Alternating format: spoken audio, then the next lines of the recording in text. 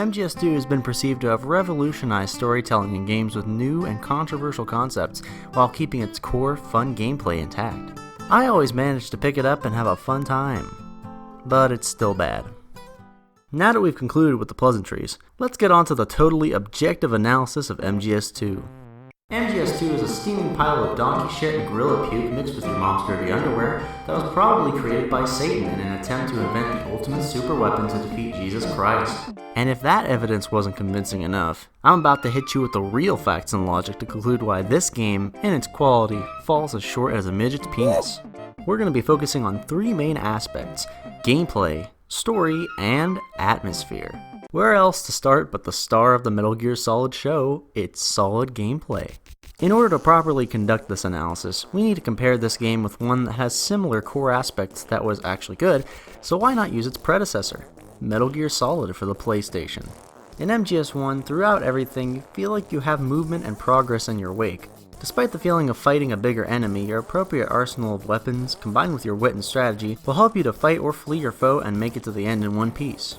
While this game fosters a feeling of direction, MGS2 just feels like running in circles for 20 hours like a rat in a maze while your human overseers laugh in spite. MGS2 is a new dog with old tricks, implementing first-person aim in a top-down one-like environment, and instead of feeling open to using strategy to battle or avoid enemy forces, the AI in MGS2 is so ridiculously broken that every chance of suppressing them will inevitably lead to your death, and you're better off killing yourself both in-game and in real life. Number 2. The story.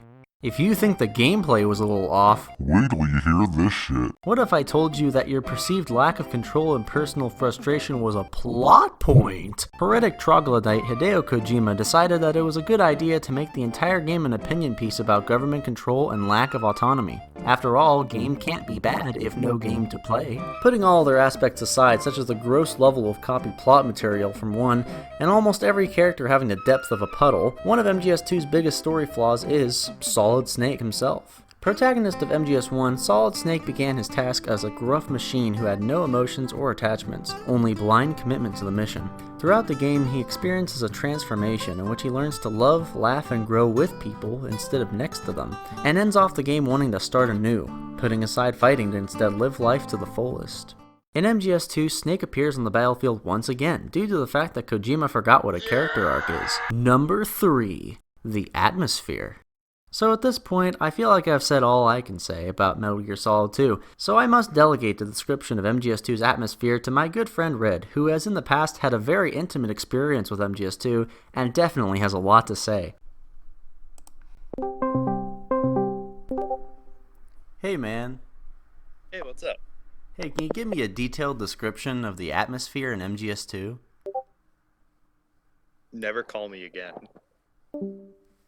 Okay, well that does it. Thanks guys for watching. I hope you have a great Father's Day, and remember to drink lots of water to replace the angry sweat you probably burned through while watching this. Okay, bye.